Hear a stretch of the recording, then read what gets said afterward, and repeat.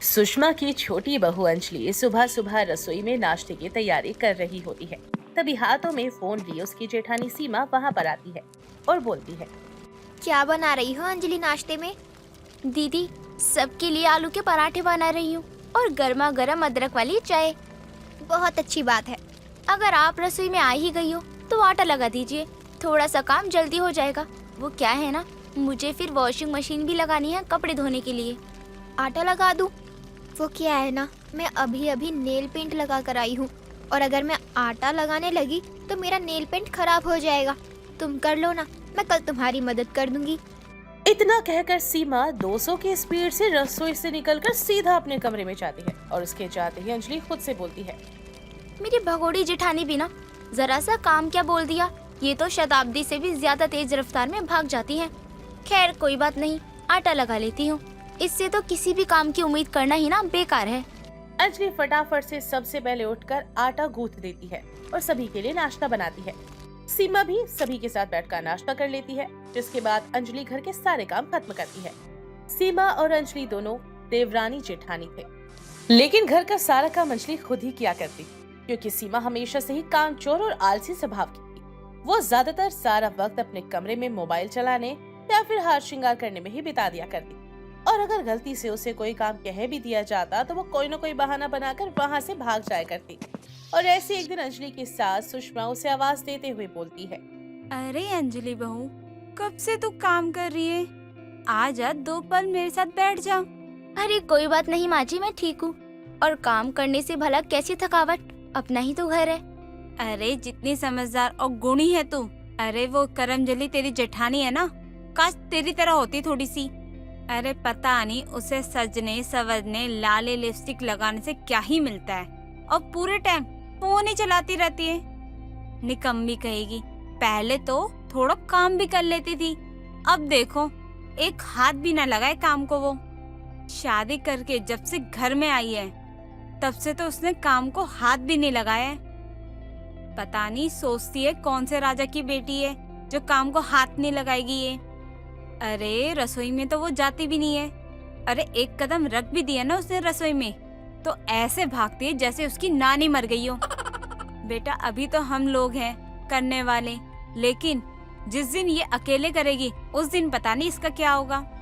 पता नहीं बेटा पूरे दिन ये करती क्या रहती है, मुझे समझ भी नहीं आता। कोई बात नहीं माँ जी, आप क्यों दिल छोटा करती हो, मैं हूँ ना, मैं सब कर लूंगी। दोनों सास बहू बातें कर रहे होते हैं कि तभी वहाँ पर सीमा आ जाती है और बोलती है। क्या बातें चल रही हैं आप लोगों में? अरे बेटा कुछ भी बात नहीं चल रही है। मैं बस ये कह रही थी तू जाके ना चाय बना के लिए हमारे लिए। चाय बना दूं? पर मैं क्यों बनाऊं? अंजलि बना देगी ना। अरे तू बना दे, कौन सी मोम की तू पुतली है जो पिघल जाएगी वहाँ पर गैस पे जाकर। अरे ऐसी बात नहीं है माँ जी, वो मुझे याद आया कि मैं अपने कमरे में अपने बाल प्रेस कर रही थी और प्रेसिंग मशीन गलती से मैंने चालू छोड़ दी है। मैं आती हूँ अभी प्रेसिंग मशीन बंद करके। इतना बोलकर सीमा वहाँ से भाग जाती है और अंजलि हंसते हुए बोलती है। अरे माँ जी, भगोड़ी जेठानी को ना बस बहानेबाजी आती है। वो भूल गई कि उनकी प्रेसिंग मशीन तो मैंने कल ही उनसे ले ली थी और अभी तक वो मेरे कमरे में पड़ी हुई है। खैर जाने दीजिए, मैं चाय बनाती हूँ, आप थोड़ा सा इंतजार कीजिए। इतना बोलकर अंजलि रसोई में जाती है और सबके लिए चाय बनाती है। दिन गुजरते हैं और हर गुजरते दिन के साथ अंजलि पर काम का दबाव बढ़ता ही जा रहा था। वहीं दूसरी तरफ सीमा के बहाने भी अब हद पार कर चुके थे। अब तो वो सारा दिन बस अपने कमरे में ही बैठी रहती और फोन चलाती। अब घर में चाहे कोई मेहमान आए या फिर कोई आस पड़ोस वाला, हर किसी की जिम्मेदारी अंजलि अकेले ही संभाला करती। ऐसे एक दिन सुषमा की पड़ोसन विमला का घर पर आना होता है और विमला सुषमा से कहती है।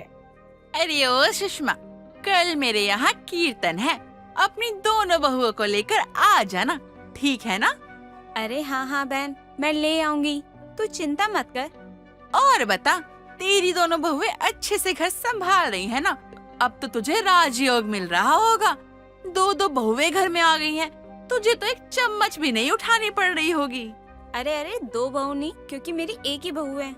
हाय हाय, कैसी बातें कर रही है तू?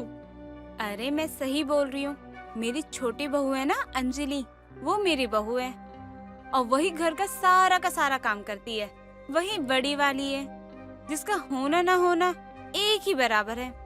जरा सा उसको काम ही बोल दो ऐसे भागेगी जैसे उसके कुत्ता पीछे पड़ गया हो। अरे वो करमजली ना कुछ भी काम नहीं करती है। समझ रही हूँ मैं तेरी बात को, पर अब तुम्हारे घर की बात है तो मैं तो वैसे ही कुछ नहीं बोल सकती। चल कोई बात नहीं, तरह तरह के लोग होते हैं दुनिया में। विमला और सुषमा की सारी बातें चुपके से सीमा सुन रही थी।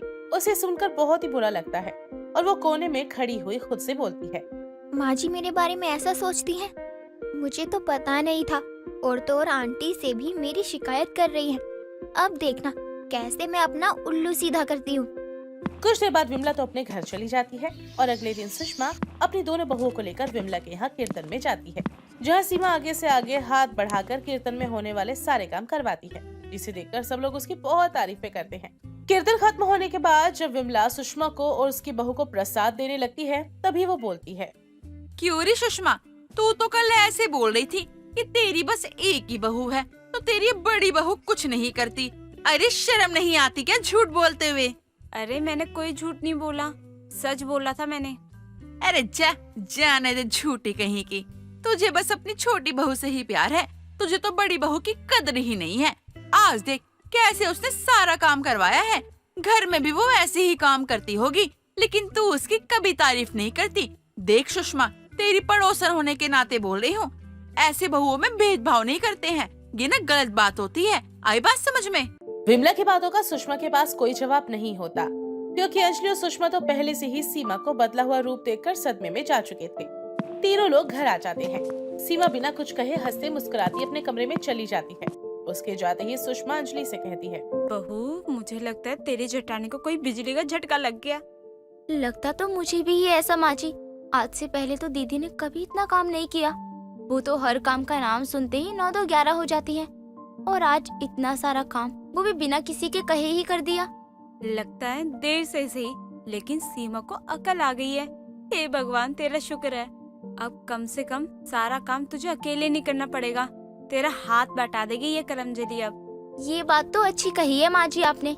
मैं इस बात से बहुत खुश हूँ कि देर से ही सही दीदी खुद ही ये चीजों को समझ गई हैं। दोनों सास बहू ऐसी ही बातें कर रही थी कि अगले दिन से फिर सीमा अपनी पुरानी हरकतों पर लौट आई, और सीमा का ऐसा बर्ताव देखकर अंजलि और सुषमा का मुंह फिर से उतर जाता है। उन्हें समझ आ जाता है कि वो सब कुछ सीमा ने विमला के घर पर जो किया वो सब एक दिखावा था, जो उसने लोगों के लिए किया था, इससे ज्यादा कुछ भी नहीं। समय गुजरता है और ऐसे एक दिन अंजलि की थोड़ी तबीयत खराब होती है। तभी सुषमा सीमा के पास जाकर उसको बोलती है, बहू घर में मेहमान आने वाले हैं, तो उनके लिए चाय नाश्ता बना के रखियो, और हो सके तो वो खाना खा के जाएंगे, तो तू खाना भी अच्छा अच्छा बना दियो। पर माँ जी वो तो मुझे बाहर जाना था, आज बाजार में मुझे कुछ काम था।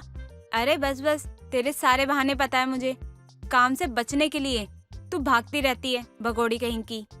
अरे अंजलि की तबीयत खराब है इसलिए तुझे कह रही हूँ, वरना तुझे कहूंगी भी क्यों मैं। मेहमानों के सामने ना मेरी बेइज्जती नहीं होनी चाहिए, समझी? पर माँ जी। अरे पर कुछ नहीं, जो मैंने बोल दिया सो बोल दिया। इतना बोलकर सुषमा चली जाती है। लेकिन सीमा जब मेहमानों की आओ भगत से बचने के लिए तरकीब सोचने लगती है, तभी वो खुद से कहती है, आइडिया, सारी चीज बाहर से मंगवा देती हूँ, मुझे कुछ भी करने की जरूरत तो नहीं पड़ेगी।